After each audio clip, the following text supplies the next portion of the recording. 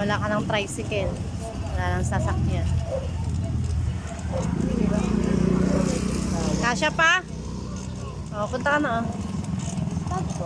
Ayun pamasahe mo. Ano po, ate mo na nanda? Wala.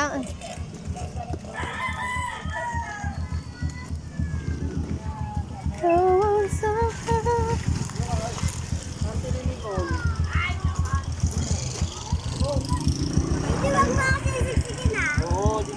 Bigyan mo yung pamasahe mo.